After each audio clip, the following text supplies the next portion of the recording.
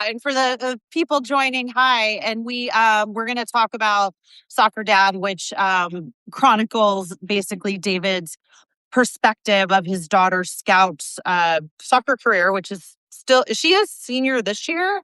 Senior graduates in a month.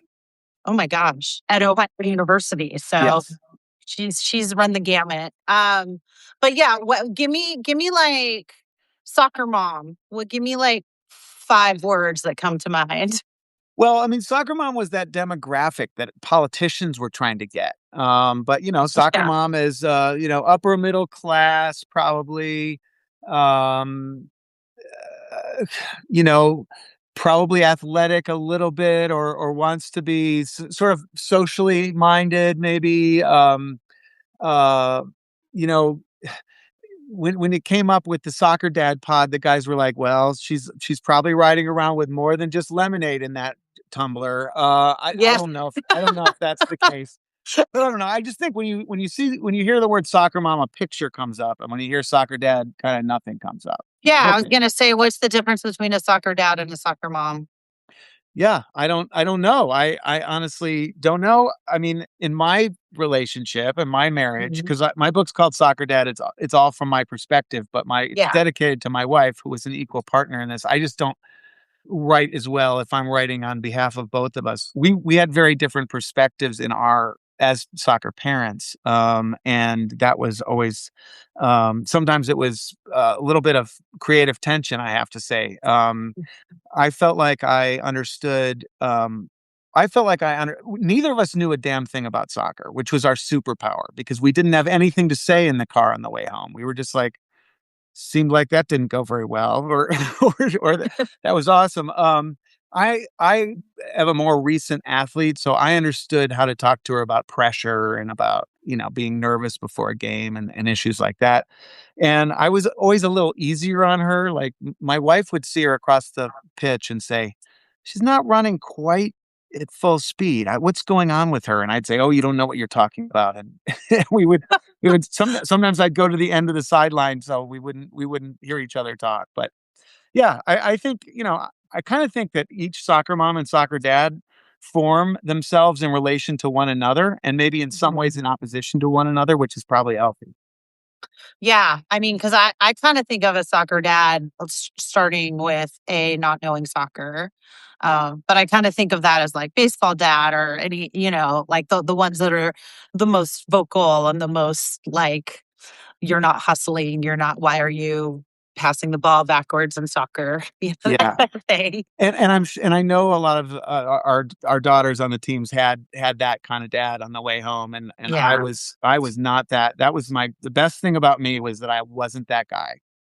Yeah, well, you talk about another when we're going to talk about you. Well, you talk about another soccer dad in the book, Yeah, John, I think John was his Lilly. name. Yeah, Yes, and he was like the utopian soccer dad, right? I finally asked somebody like who after soccer was over. I said, "Who among us did this right?" And she just said, "John Lilly." Like we were talking. We've done around 150 of these sets of parents and dads.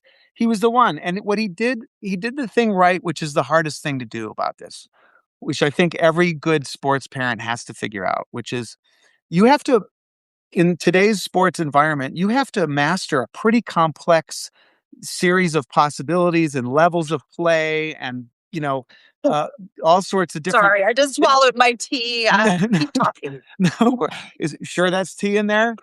Um, but so you have to master a series of you have to understand a pretty complex sports landscape, and you have to also understand how good your kid is, and figure out what your kid's personality and should your kid be playing at this level on this club at this time, and you kind of have to like reevaluate that every 6 months or a year, and then you also have to kind of sit back and make it feel like, oh, this was all, the kid's idea, and make the kid feel like that they're the ones driving the bus.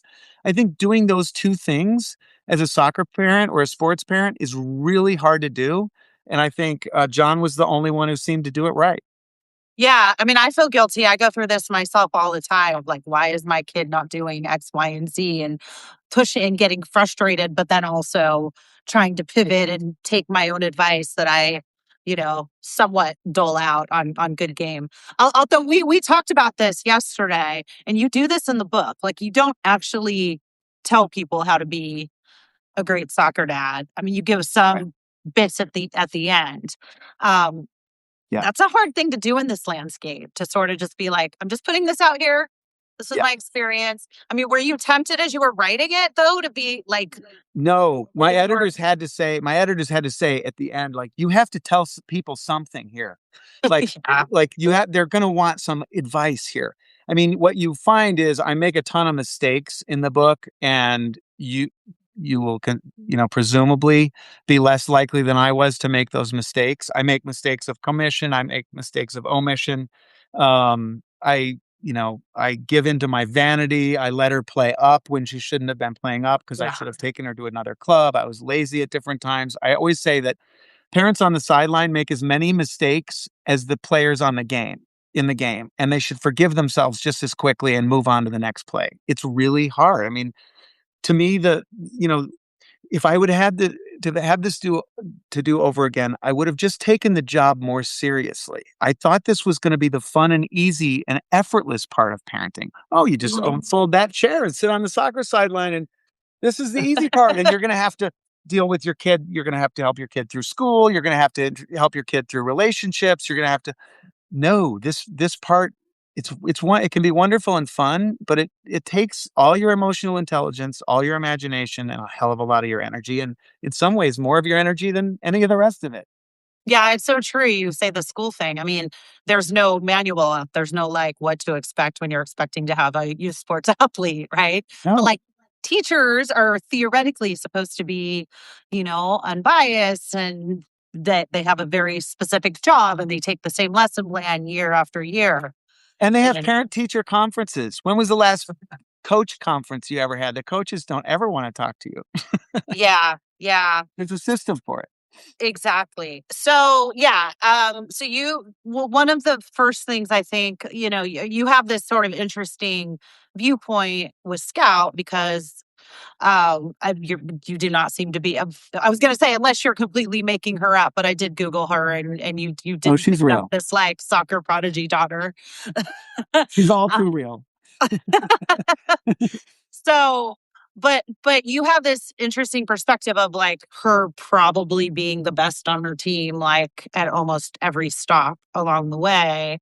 Um, I mean, early on, how did you sort of like when did you believe it? When were you like, oh wow, this is like a D1 prospect? See, I was too naive and dumb to figure out what D1, whether D was gonna be D1 or D3.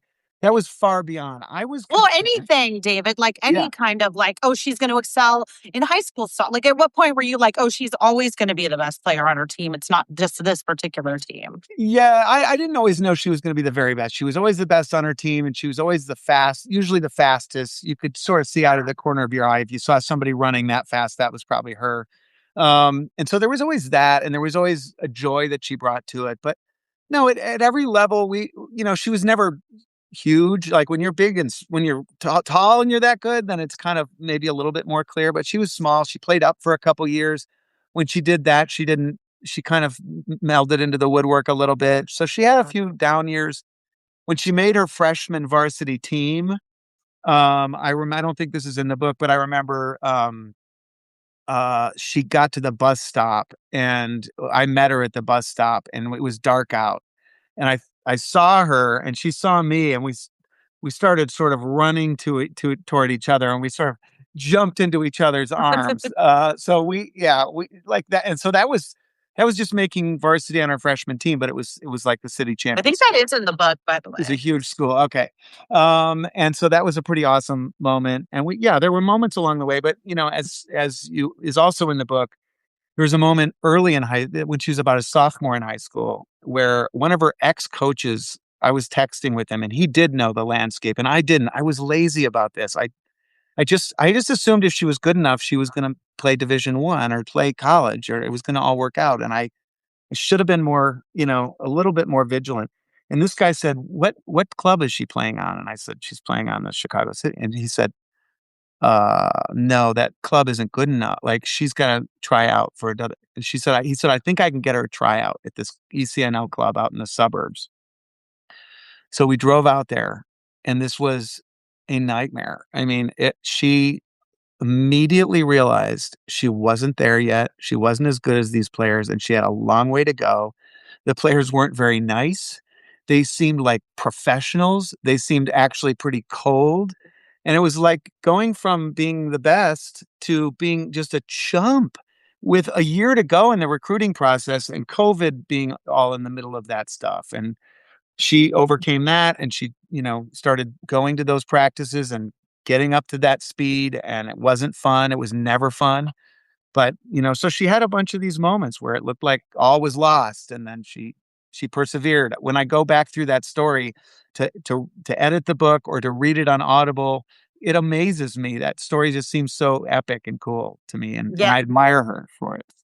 Yeah. So she, one of the takeaways in the book that I had was, starting at the beginning, like what was she for and like little kickers and Yeah. like when my kids did little kickers, they were like peeing their pants and like crying in the corner and Oh still no. My scout was like on it, like you could tell. And this woman, I remember the first moment when this woman came up to me and she goes, she's pretty good. And I thought, oh, she is. And those words haunt me because that set us on a course that we never got off. yeah, yeah. But like so then, you got her a trainer, right? Like very early on. Not very early on. That wasn't very early. This was like in high school. This is when we Oh, realized it's around the time we realized the ECNL thing and she had to yeah. go to the next level and then she had to figure out what schools she should be, writing to and cold calling and I mean that whole program, that whole, campaign that a kid has to go on to unless they're being recruited like mad is just brutal. I mean, Yeah. you have to be so yeah, but this guy was really important. Yeah.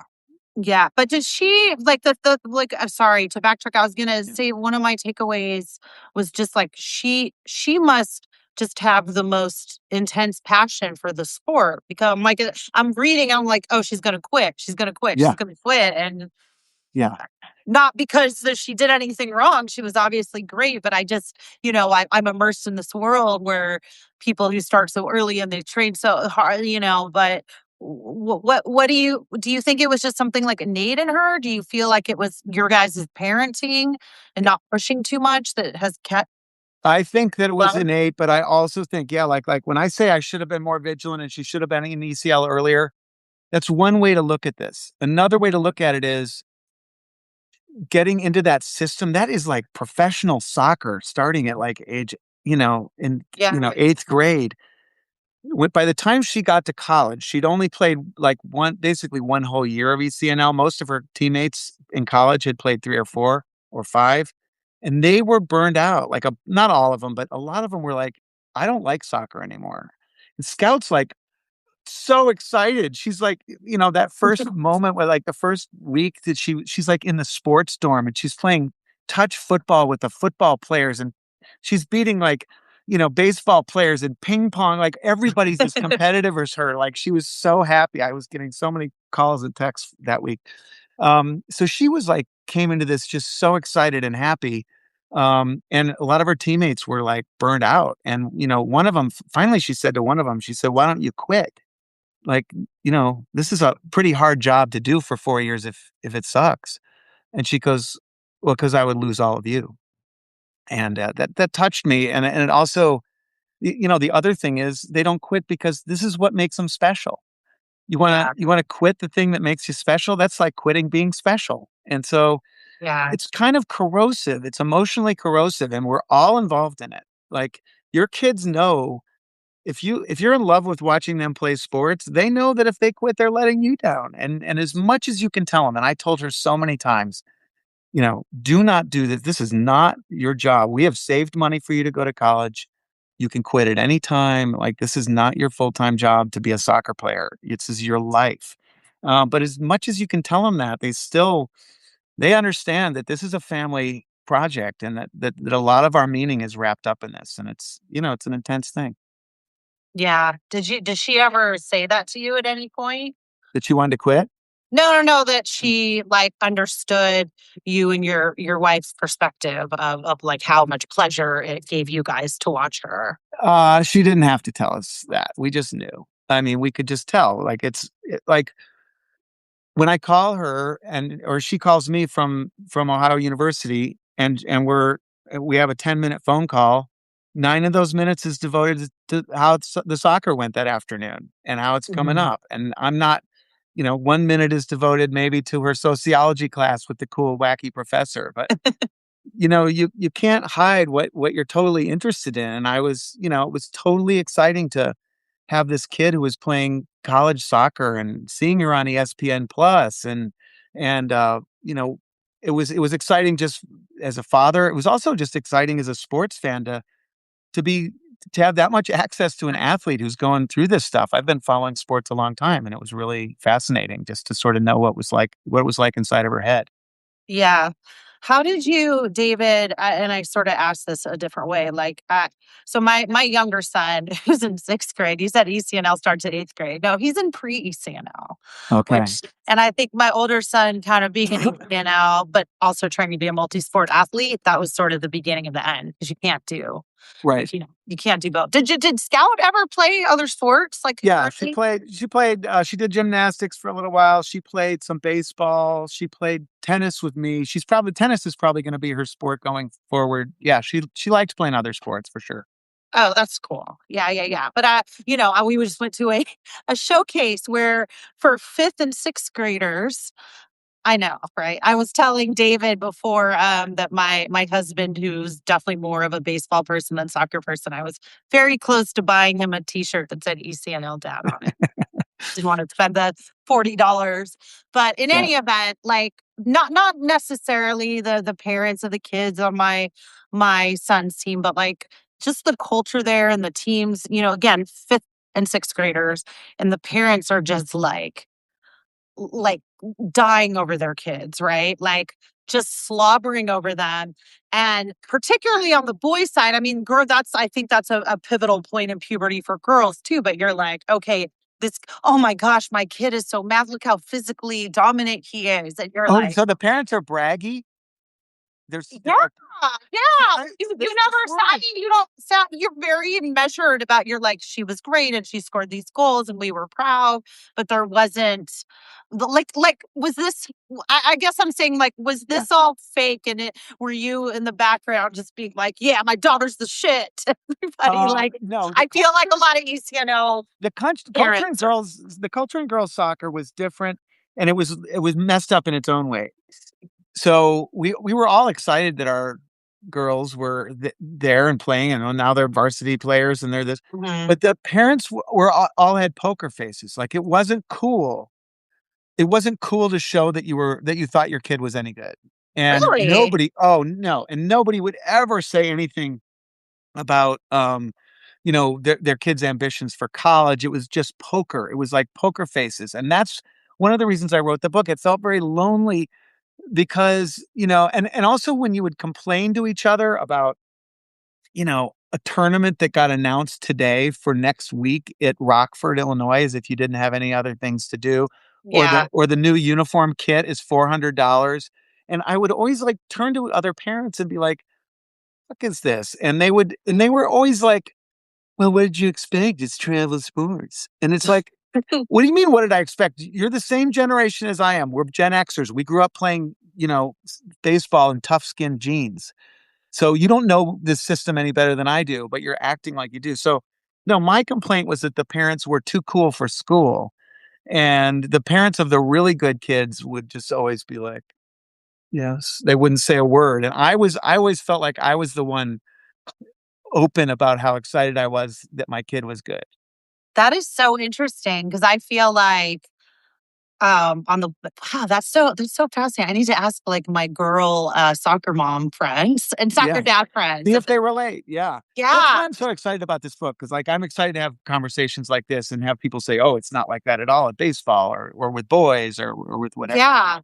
Yeah. with boys, I was just gonna say that this is the happen. I mean, this has happened in every sport my kids have played in, and then they're both boys. Yeah. Like, if you're a guest player, right? Like I remember my son being a guest player for baseball team for like 2 games, and maybe he like hit a grounder or something, and like nobody said a word to me, and then he had like a double, and then everyone's like, "Oh, hi, what's your Oh, name? Like, oh can you yeah. can you join the team?" And you're saying that stuff doesn't happen in That happened. That did girls? not really happen. Like, I mean, yes, got real popular. Yes, which her junior year of high school, she concluded the season by scoring 6 hat tricks in a row, in 6 games in a row, including through the city championship. Yes, I was almost carried out of the stadium for that. It wasn't until college, like, but we were still always, at least in phony ways, like always saying nice things about each other's kids, no matter what we really thought of each other's kids. We were always sort of nice and supportive and all that.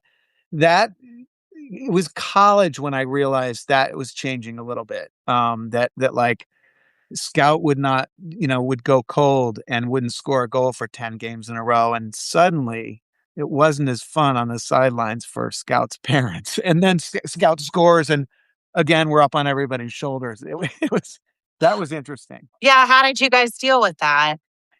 I mean, we dealt with it okay. I mean, much more profound was dealing with Scout's, confidence levels and her own pain and her own, you know, uh, angst and anxiousness than dealing with the parent stuff. But yeah, it was amusing a few times when it was like, wow, all of a sudden I am Mr. Popular again just because my kids go like when one dad said he said something like, "That's your kid." And I was like, "Yeah, that was my kid when she wasn't scoring too." And I loved her just as much. So it was that was a cultural thing for us. And I think less of a cultural problem for those other parents because again, they'd been in that ECNL business for 4 or 5 years. We didn't really deal with that real business-like stuff, for that long, so we were newbies. Do you feel had Scout been in ECNL in 5th or 6th grade, say, do you feel like there is more of a chance she would have burned out? There's more of a chance she would have burned out. If she would have been in ECNL maybe 1 year earlier, there's also more of a chance that she wouldn't have had the confidence fluctuations that she had in college. I felt like she had more of a "do I belong here" feeling that would come and go. When she belonged, it was clear that she belonged, but there were just times where it was like, I think doubt would creep in because she just hadn't been groomed, as a player that seriously for as long as her teammates. Yeah.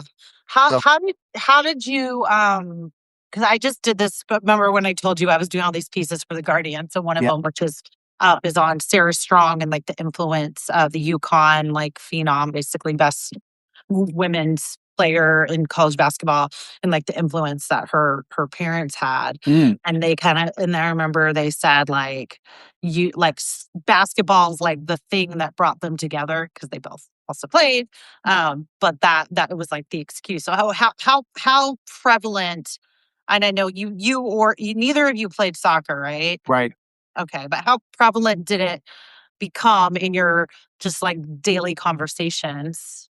Yeah. I mean, it I'm trying to think back. Like in college, it became really prevalent because it was we felt like I felt like I did much more soccer parenting when she was in college than I did actually in all the years up until that include complete. Um, Well, it you know, sounds like she needed you more in college. She's She needed you did. more, She right? needed us more. She needed us more. She called us a lot. And I would ask her. I said, "Do all the players call their parents and tell them how practice went and like want feedback or want to like vent about stuff or the coach looked at me askance or the coach said something nice to me?" She said, "Yeah, they pretty much all do," which makes me that's was a revelation to me. When I see college basketball players or college football players, I think of those people as grown people who are just Yeah. badasses. Nope. They're calling their mommies and daddies after every single game. And I don't know if that's true about all those folks, but you know, Scouts soccer teammates all looked like heroes to me. They all looked like badasses. I totally admired them and they were calling their mommies and daddies a lot. Yeah. Wow. Well, maybe that, I mean, I mean, I don't know the other moms and dads, they haven't written books that I know of, but do you think that like some level of being grounded is the reason that they're being called? Um, yeah, I mean, I just think kids in that kind of pressure environment, it is a lot of pressure to play Division 1 soccer. I mean, you are under pressure to make you're on the team, but you're under total pressure to make the starting lineup. If you're starting, you're on one class, especially in soccer. If you're starting, you're in one class. If you're not starting, you're a sub. There's no like, I guess there's a term called super sub, but there's no like six man in the NBA. And so there's just tons of angst in every practice, even on a team that's not toxic. Every practice feels like a tryout. And then the games are so intense and the coaches are yelling at you. Like it's you need to talk to somebody who loves you no matter what. I think, and I just think you need to talk to that person once a day. Not once a day. Not every day would she call. And most of the calls weren't like emergency calls, but it was like she'd be walking to class after practice and she'd call and she'd want to say, "Oh my gosh, Dad, I scored like 7 goals today. It was fantastic." Or she'd say, "Oh, it didn't go very well." Or, the senior, as a freshman, the seniors were all yelling at us. And it's just a lot. It's just a lot to deal with. And I just think that they have to process it verbally with somebody, and it might as well be us. Yeah. How old was Scout when she started to verbalize that she wanted to play in college? I mean, she'll tell you she wanted to play on the US women's national team when she was probably fifth or sixth grade or something like that. There's a documentary about the 1999 World Cup team that I talk about a lot in the book that was kind of our inspiration as a family. And we just fell in love with that team and the whole very idea of the way they were with each other, the way they loved each other, the way they interacted with each other. We thought that's what we want. That we want Scout to be involved in the best team she can be involved with, and with the best girls and women she could be involved with. And that was always kind of our North Star. So no, I think she was always thinking about that, and she wanted to play pro, and she had all those kind of dreams for a long But time. but you would discover that playing up was not necessarily playing for the best team. Right, Tucks- because when you're that age, because you're not playing with people your age. I mean, when you're 9 and a kid and you're playing up with people who are 11 or 12, that's like a huge gap with kids. Like those kids have boyfriends and phones, and you don't have either one of those, and so you're just the odd person out. So like, why are it's important to be with your age group. It seems to me, if you have a choice. Yeah. Yeah. What do you think of the new rules? Do you know how U.S. soccer is going back to school year, not birth year, I haven't starting studied the now? implications of that. What do you think of that? Well, I don't know. I mean, I think it's a good idea. I know we went to what birth year to keep up with the rest of the world or whatever. Yep. Clearly, it's not working that great on the men's side, but Yeah. Yeah. yeah, I don't know. I mean, I haven't lived it yet as a parent. Yeah. We will, but it's this weird, there's tryouts coming up. So it's like, oh wait, how many of you are actually in fifth grade, or how many of the year above are gonna do, it's like this numbers game. Yeah. Um, and then Sounds like a pain in the ass. yeah, just like shifting because I feel like they maybe shifted right before my kids were old enough. Maybe when Scout was still like in the youth game. Yeah. Yeah. So I don't know. But I do like the idea of playing with your grade, but I don't think that solves any problems of like ECNL culture and ECNL versus MLS next culture. And the idea of all these kids who aren't allowed to play on their high school team. Yeah. Don't even get me started on that. Like, if your high school team is terrible, like, okay, I guess I get that, but there is nothing more fun than playing on your high school team. I mean, if Yeah. it's good. And Scout won city championships every year with their high school team. Those were the most glorious moments. And, I talked to somebody who, I think I mentioned this yesterday when we were chatting. I talked to somebody who interviews tons of college soccer players, ex Mhm. college soccer players. She said some of them had a good experience in college, some of them had a bad experience, but it was always a fraught, intense experience. Not one of those people said, my best soccer experience was college. So if you're sacrificing playing for your high school so you can have a wonderful time playing in college, you might be skipping the best part. So I'm like, that's the one thing I'm like super opinionated about.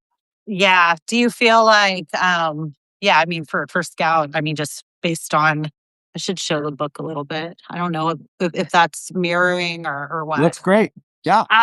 Yeah, but again, this will be in written form. There'll be links, Soccer Dad.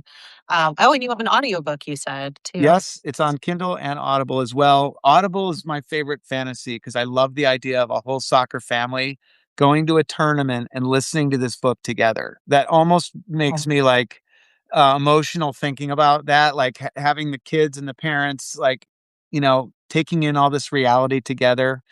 There's a few F Mhm. bombs in the book. It's not totally G rated, but you know what? If your kid's around sports and they're older than 8, they've heard some F bombs before.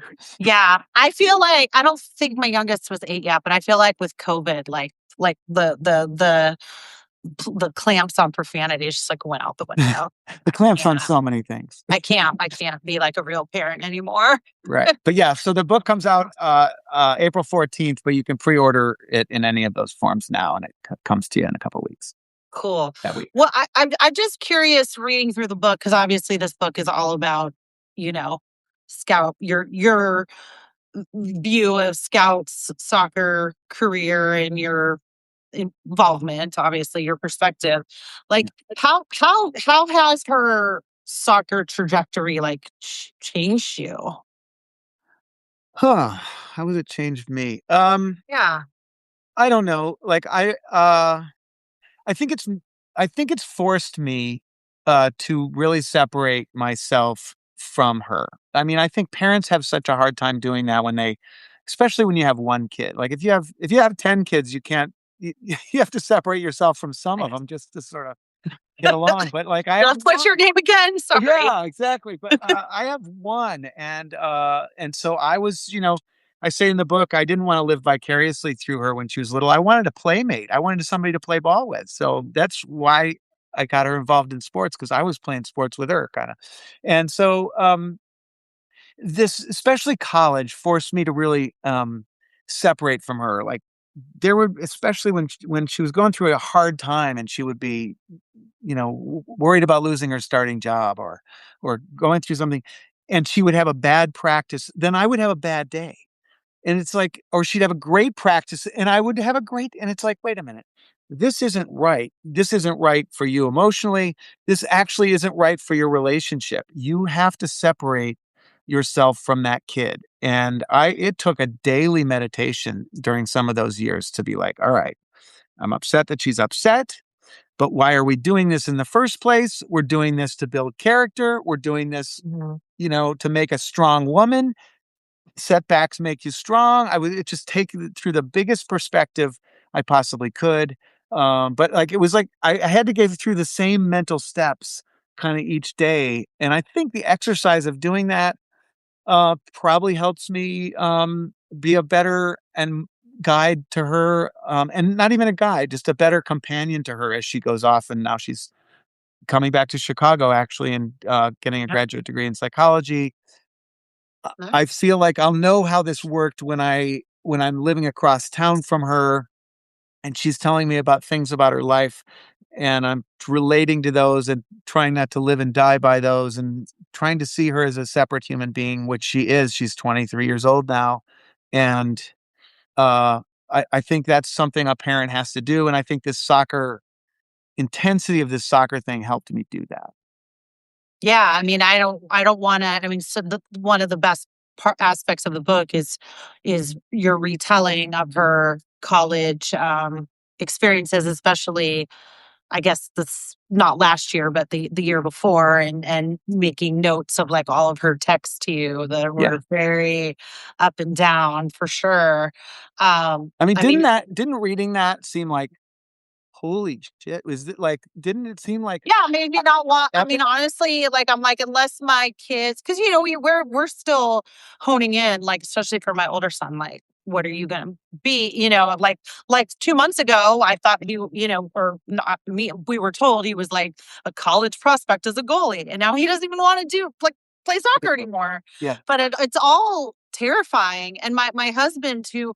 Oh, he actually has a bone to pick with you, by the way. Oh, My yeah. husband, because he went to Northern Illinois, and I think you called it like a state penitentiary, which I don't disagree with you, but he Of course has. you don't. Does he think what does he think it looks like a nice leafy campus? That campus is the most depressing thing I've ever seen, and I've been by penitentiaries before. Okay. Okay. Noted.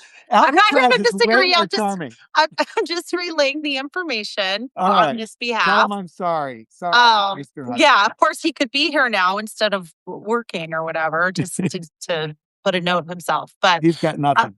yeah, but I mean, I think he's um and just talking to like friends of ours that have kids who play in college and just kind of getting a little tiny glimpse into the recruiting experience. And I think I still have like no idea of how insane it is. Like, it's like, is it worth, unless you're a scout and you have such a, innate love of the sport, like, is it worth it to play sports in college now? Yeah, I mean, that's where you have to let the kid make the decisions. Like this kid, when I hear parents say, "My high school sophomore, she doesn't seem that motivated." It's like if she does, like if she's not completely motivated, if you're having to like Scout in her entire growing up, never once complained about going to soccer. I don't care if it was a downpour. Like, if your kid has any doubts about whether this is what they wanna do, it's not what they wanna do. Yeah. I almost feel adamant about that, and, of course and Division 3 is a different animal, Right. Division 3 is a great option for a lot of kids, like, it's just less intense, it's less intense in the off season, but it's plenty intense if you care about soccer, and you get a great education, like, yeah, Yeah. I uh, yeah, I think you'd have to truly love this to do Division 1. It has to be your life. Yeah. And so do you feel like it basically encompassed her life as Yes. an undergrad? Yes, it did. She has a great grade point average. She's getting a degree, but I think college, being able to really dig into college and fall in love with studying and fall in love with a professor and really think about this and give your life over to this, that starts in grad school for her. It's soccer's just too all-encompassing. The sport itself, the teammates, just the whole experience. School is something you're flicking off your shoulder to get to the next thing, and that sucks. I was fine with that because I do have this kind of overarching faith that I think I express in the book about, like, if your kid loves something, if your kid loves horseback riding or Mhm. violin or if any human being can chase some passion as far as they want, like to me, a lot of people live whole lives without finding a passion like that. I have faith that that journey of doing that makes you a strong person, makes you a well expressed person, is good for you, and will pay off in the end. I believe Yeah. that. But Yeah. yeah, so we have no regrets. I don't think she says she'd love to get her kids involved with soccer. So, Wow. I love that. That was very, very sage there. What is your I'm gonna let you go in a second because I know we have a hard out. Um, but what are you guys like? I don't want to give away the ending, and I didn't know Scout was going to grad school, so and I don't know what her soccer future will or will not entail. Maybe yeah. not. Maybe it will be very entrenched. But assuming she doesn't go on to like the U.S. women's national team or isn't playing at that high level, how do you feel about that? Like, are you gonna miss it greatly? Oh my gosh. I mean, don't get me going on that.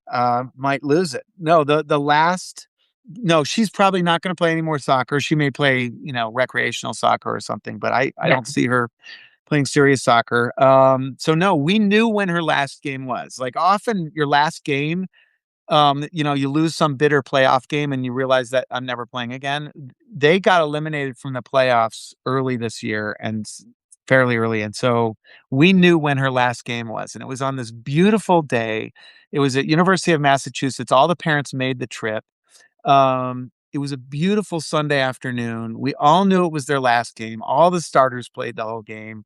There were tears in the hotel before. There was a brunch with the parents. And it was just this incredibly great day. They beat Massachusetts easily, and they were all everybody kind of scored, and it was so great. And then there were tons of tears afterwards. It was a dream, but it was, gosh, it was so heartfelt. People are like, "You're going to cry at her graduation in a month." I'm like, I think I'm all cried out from that last game. Oh my God, I never forgot. I always asked her. I think you referred to this in an earlier interview about making sure your kids are enjoying this, that you check in with them all the time. I Yeah. would ask Scout all the time, do you have moments when you're on the field yes, the coaches are yelling and the parents and you're going through hell and you're fighting with the person who's guarding you, but you think to yourself, my God, this is fantastic. I love this, like consciously. And I asked her that at every grade level, and she always unhesitatingly said yes. Got a little complicated there maybe the last year of Yeah. college. But no, she always said yes to that. She would have those moments. And as parents, as a dad, I always had those moments too. I would always just be like, that is my girl. That is my young woman out there looking strong, physically fit, running, competing at the top of her game like that. it- that's fun, and that's a deep pleasure that sports parents do get, and they should be conscious of it. Yeah, you're basically like, "My daughter's a badass on so many different levels." Yeah. Okay, David, before I oh my gosh, I almost forgot to ask you. I'm gonna let you go, but, Yeah. tell me the origin of Scout's name, which I guess is not from To Kill a Mockingbird, because you Well, sent me. it's a controversy. It's a controversy. So the first, she's a freshman, playing at Ohio University. I'm sitting there in my armchair with a gin and tonic next to me. Like, I can't believe I'm watching my daughter play on ESPN, and this is so fantastic. My feet are up, and she comes into the game, and the announcer, these two announcers, one of them says, "Well, Scout Murray's coming into the game. Little known fact about Scout Murray, depending on which of her parents you ask, she's either named after the character in To Kill a Mockingbird, or she's named after her father's 1964 International Harvester Scout."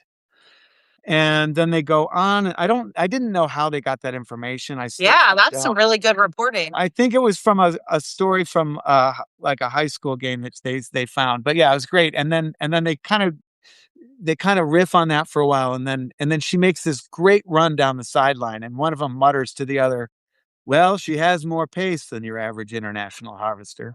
So I just thought it was so great. So she was named after both things. I did have that truck. I still do have that truck, and we did love that character in To Kill a Mockingbird.